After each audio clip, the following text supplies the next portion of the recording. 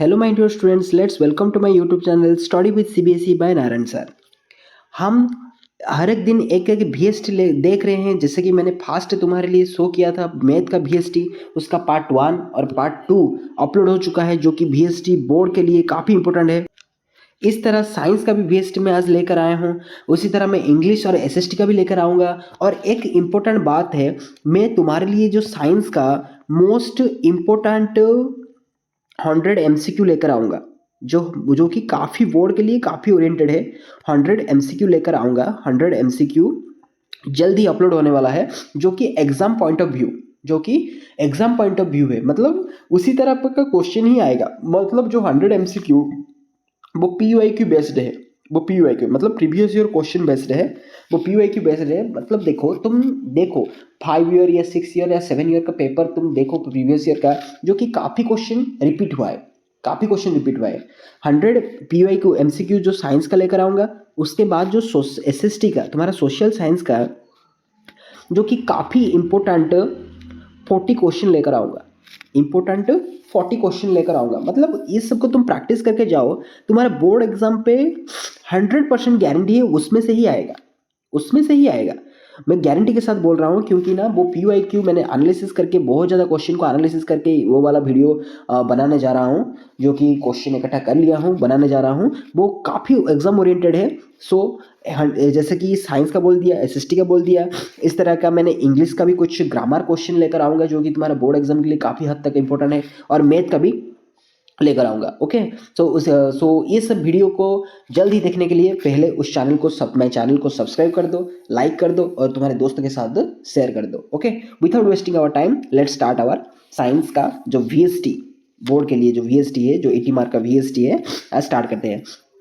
मैं से तुम्हारे लिए जो मतलब कुछ MCQ का सबका सब करूंगा, और जो मतलब जो कुछ ही क्वेश्चन करूंगा और बाकी सब तुमको शो कर दूंगा। ओके, वो वाला क्वेश्चन तुम स्क्रीनशॉट लेके तुम आंसर निकाल कर प्रैक्टिस करोगे। ओके, वो वाला तुम इस तरह करके प्रैक्टिस करोगे। Okay, so without wasting our time let's start our first question. Okay, so our first question is, when lead nitrate powder is heated in a boiling tube, three substances produced. These three substances are when lead nitrate, that means वो PbNO3,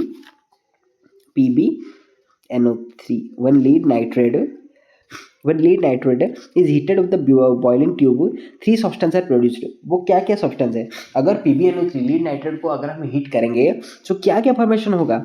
तुम्हारा lead oxide, और तुम्हारा क्या क्या produce होगा? Lead oxide, जो कि PbO बोलते हैं, नाइट्रोजन डाइऑक्साइड, जो कि NO2, और ऑक्सीजन और ऑक्सीजन, ये तीनों प्रोड्यूस होगा। ये तीनों कौन सा ऑप्शन पे है? ये तीनों ऑप्शन सी पे है। So option C is your correct option, correct answer. Okay, a few drop of turmeric solution are added to a colourless liquid. अगर कुछ कलरलेस लिक्विड पे अगर few drop of turmeric add करेंगे, turmeric add करेंगे, if the liquid become red. Okay, अगर कुछ colourless substance में अगर हम टर्मेरिक ऐड करते हैं, अगर वो रेड पे कन्वर्ट हो जाता है, सो दैट मीन्स ये हमको क्या शो कर रहा है? ये हमको बेस शो कर रहा है। दैट मीन्स जो सब्सटेंस उसमें ऐड किया होगा वो जरूरी है कि बेस होगा। सो हाइड्रोक्लोरिक एसिड तो बेस ही नहीं है, डिस्टिल वाटर भी नहीं है, लेमन जूस भी नहीं है। सो करेक्ट ऑप्शन क्या है? Ammonium hydroxide.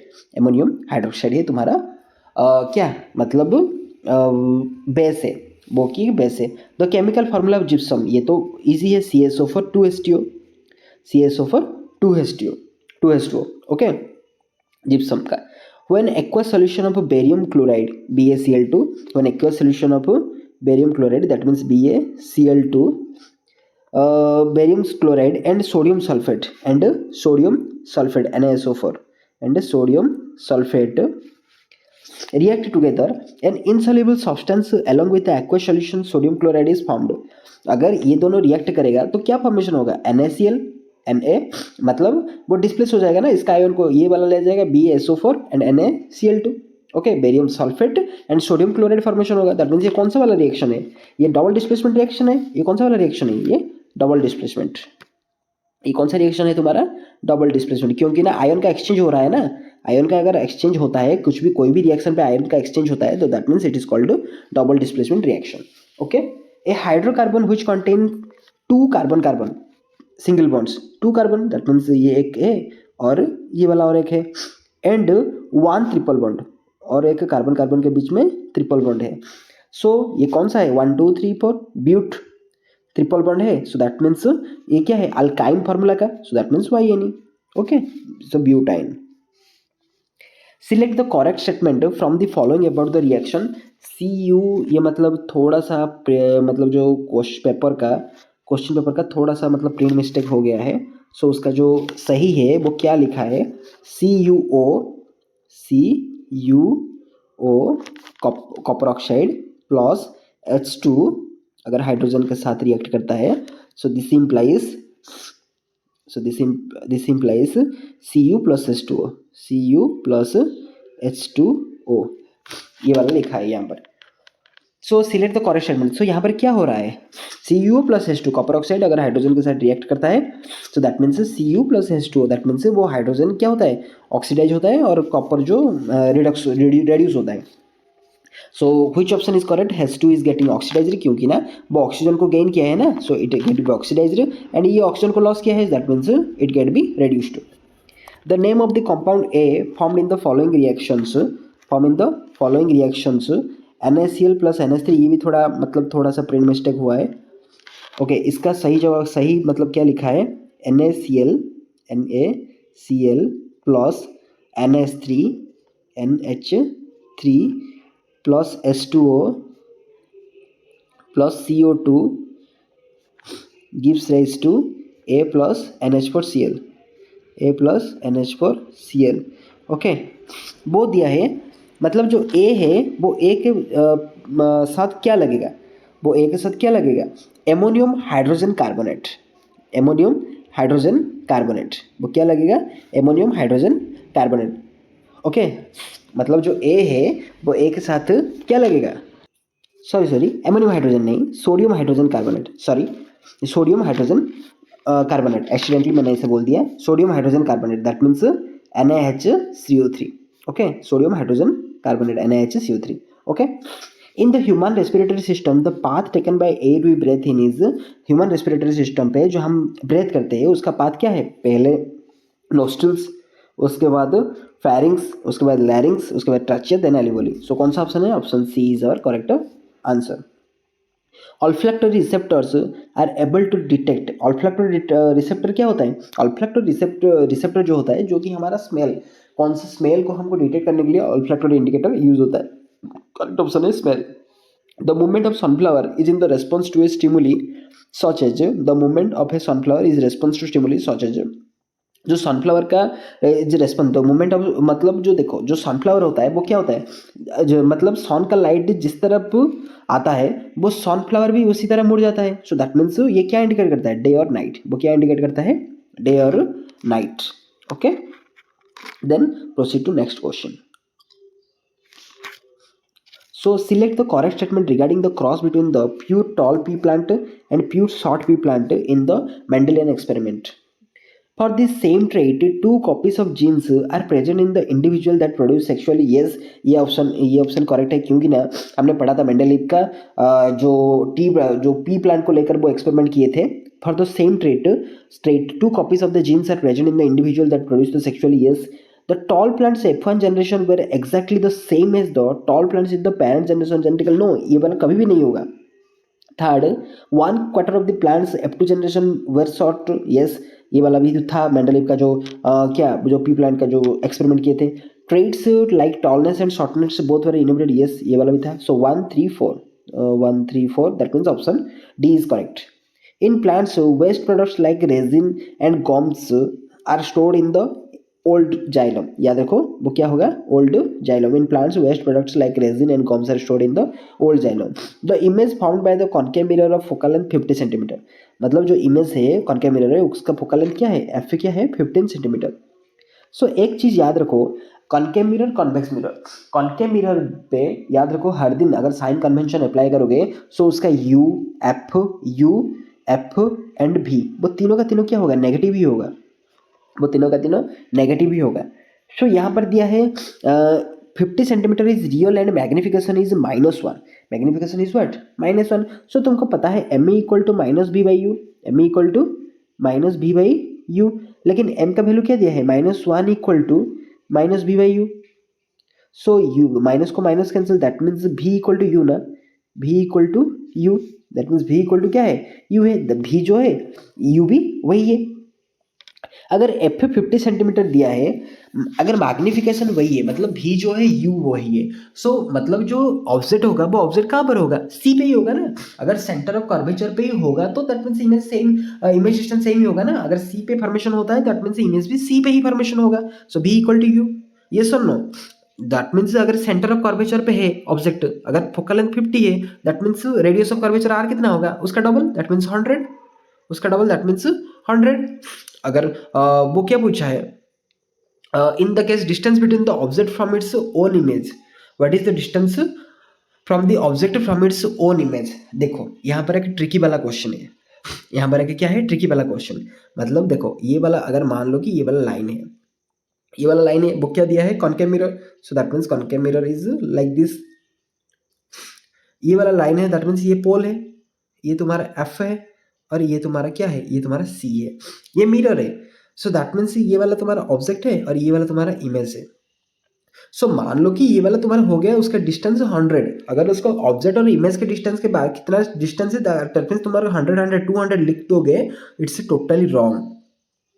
ऑब्जेक्ट और इमेज के बीच में डिस्टेंस क्या है, जीरो ही है ना, क्या है, क्या कुछ भी नहीं है, ये लेंस नहीं है। अगर लेंस होता तो 200 होता, ये इमेज है इसलिए उसका डिस्टेंस क्या है, जीरो है। याद रखो, फिजिक्स को अच्छी तरीके से समझना चाहिए। अगर नहीं सिर्फ रट कर चले जाओगे और टिक लगा दोगे, तुक्का लगा दोगे, तो दैट मीन्स फिजिक्स कभी भी, फिजिक्स जो है वो मैथ का साथ ही इक्वल है। Okay Okay, next question. When too many electrical appliances are connected to a single socket in the domestic circuit, then what will happen? The means there having some increase, means current is obviously increase. So our option is current in the circuit increase. Current in the circuit is what? Increase.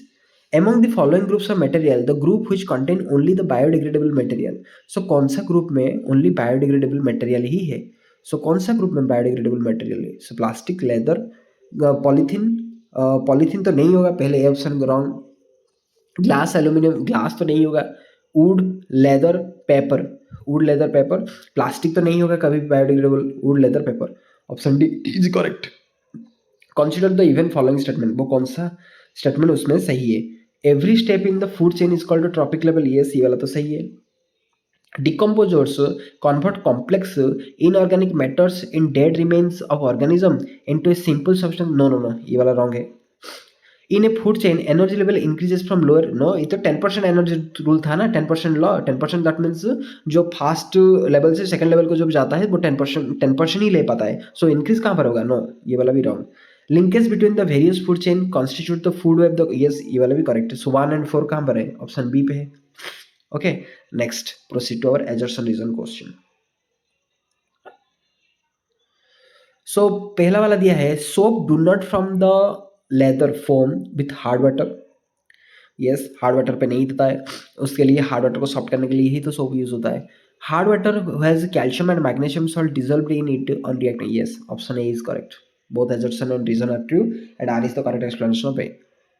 18. The commercial unit of electrical energy is kilowatt hour. Yes, जो कि हम unit बोलते हैं हमारा घर का जो bill आता है।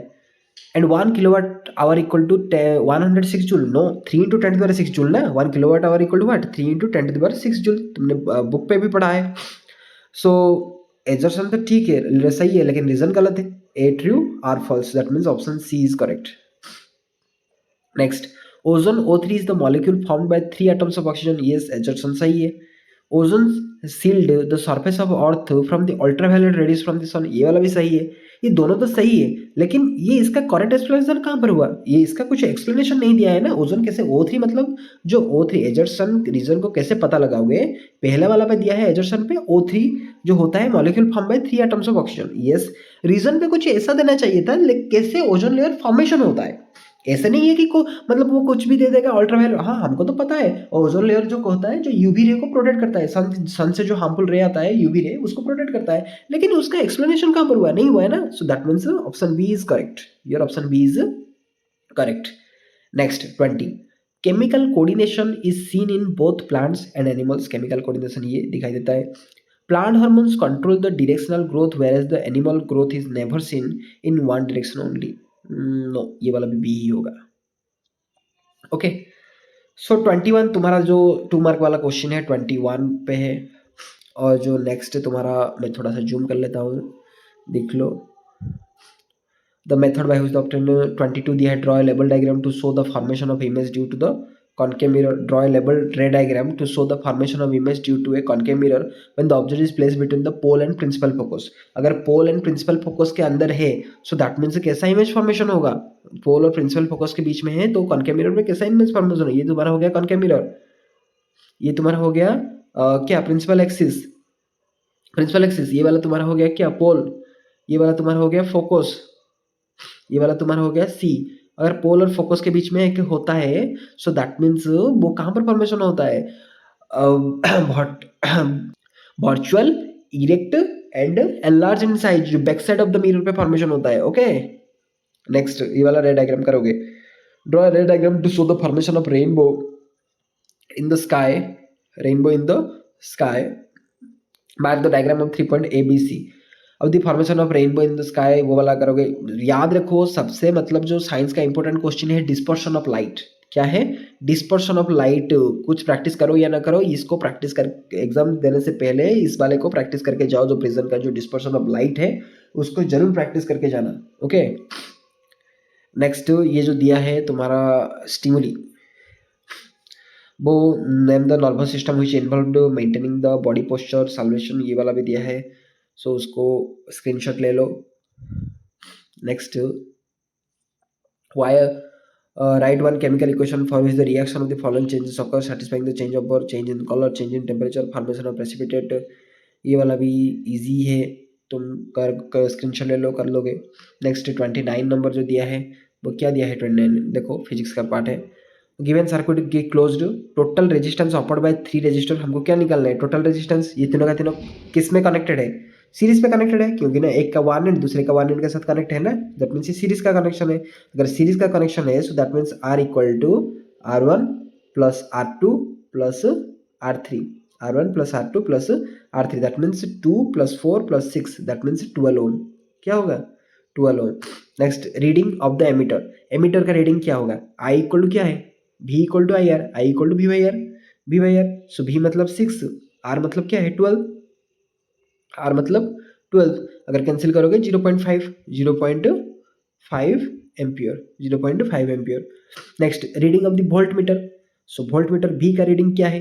V का रीडिंग क्या होगा? ऑब्वियसली रीडिंग ऑफ ये वाला वोल्ट मीटर है ना, सो V का रीडिंग V इक्वल टू क्या है? V equal to I R, I मतलब 0.5 मल्टीप्लाई R कितना दिया है यहाँ पर? 4।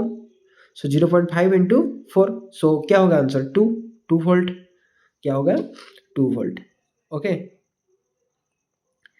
Next, what is the probability of male child और female child? Name the part of the, ये वाला भी करोगे, स्क्रीनशॉट ले लो। नेक्स्ट तुम्हारा जो क्वेश्चन है, draw a pattern of magnetic field lines of the current carrying the straight conductor through which the current is flowing the vertically upward and mark direction. ये वाला किसको दिया है? Maxwell's right hand thumb rules. Okay, alpha particles then magnetic field, ये दिया है। ये तुम्हारा है क्या? जो कैश बेस्ड क्वेश्चंस। ये वाला कैश बेस्ड क्वेश्चन में ऑलरेडी तुम्हारा एक वीडियो बना चुका हूँ। इसके ऊपर जो कैश बेस्ड क्वेश्चन पे मैं डिस्क्रिप्शन बॉक्स पे भी लिंक दे दूंगा। अगर ये वाला कैश बेस्ड क्वेश्चन कैसे सॉल्व होता है ये वाला, और जो तुम्हारा क्या है, जो ये वाला, ये तो तुम्हारा 5 मार्क क्वेश्चन है। ये सॉरी मैंने कैश बेस्ड क्वेश्चन बोल दिया। ये तुम्हारा लॉन्ग क्वेश्चन है, सॉरी लॉन्ग क्वेश्चन है। ये लॉन्ग क्वेश्चन में मैंने कुछ कवर किया है, लॉन्ग क्वेश्चन भी कवर किया है मेरे चैनल पे। चैनल पे जाओ और वो चैनल का प्लेलिस्ट पे जाकर देखो, बहुत सारा क्वेश्चन इसमें अकॉर्डिंग मिल जाएगा तुमको। ओके, देन नेक्स्ट क्वेश्चन, ये वाला 5 मार्क क्वेश्चन। ये वाला जो केस में देखो, ये वाला 5 मार्क क्वेश्चन, चाहे तो स्क्रीनशॉट भी ले सकते हो। ये वाला जो केस बेस्ड क्वेश्चन है, मैं उसके ऊपर ऑलरेडी एक वीडियो बना चुका हूँ। मैं तुमको डिस्क्रिप्शन बॉक्स पे भी लिंक दे दूंगा, नहीं तो तुम डायरेक्ट चैनल पे जाओ और विजिट करो। ये वाला क्वेश्चन मैंने सब किया हूँ, वो फिजिक्स का क्वेश्चन मैंने सब किया हूँ। अगर मैं डिस्क्रिप्शन बॉक्स पे भी लिंक दे दूंगा, डोंट वरी। पहले इस केस बेस्ड क्वेश्चन को गौर से देखो, एनालिसिस करो, ये वाला क्वेश्चन ऑलरेडी कर चुका हूँ, ये दोनों का क्वेश्चन जो है ना मैं ऑलरेडी कर चुका हूँ, क्योंकि ना इस वाला क्वेश्चन ही आया था एग्जाम पे, कर चुका हूँ। और जाकर वीडियो को, उस वाले वीडियो को जरूर देखना। ओके, सो ये वाला था, ये था तुम्हारा साइंस का जो वीएसटी क्वेश्चंस, साइंस का जो वीएसटी क्वेश्चंस। उसके बाद मैं तुम्हारा इंग्लिश का लेकर आऊँगा, और उसके बाद इंग्लिश और एसएसटी लाने के बाद तुम्हारा साइंस का मोस्ट इंपॉर्टेंट एमसीक्यू, साइंस का मोस्ट इंपॉर्टेंट एमसीक्यू, देन तुम्हारा एसएसटी का भी मोस्ट इंपॉर्टेंट क्वेश्चंस, देन तुम्हारा इंग्लिश का भी ग्रामर पार्ट और मैथ का।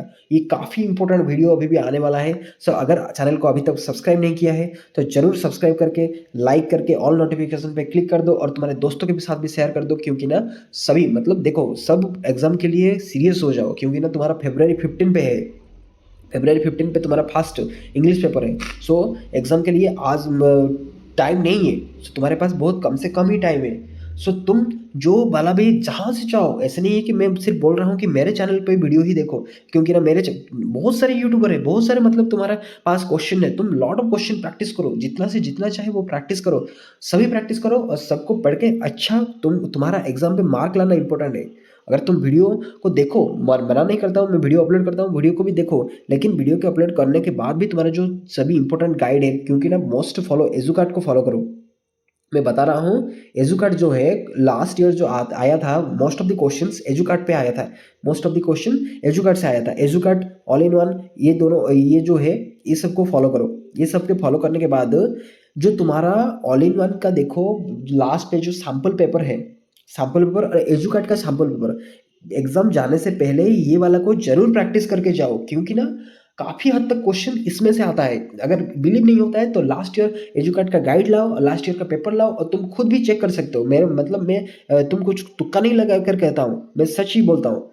ये सबको प्रैक्टिस करो, तुम अच्छे नंबर लाना। और मैं जो कुछ भी वीडियो बनाता हूँ, चैनल को मॉनिटर करो, मेरे वीडियो को जो कुछ भी शॉर्ट क्वेश्चन लाता हूँ उसको गौर से देखो, और एग्जाम देने के लिए आओ, काफ़ी हद तक तुम्हारा क्वेश्चन कवर हो जाएगा। ओके, और ज़्यादा टाइम नहीं है, टाइम वेस्ट मत करो, तुम्हारा एग्जाम के लिए all the best, wish you all the best.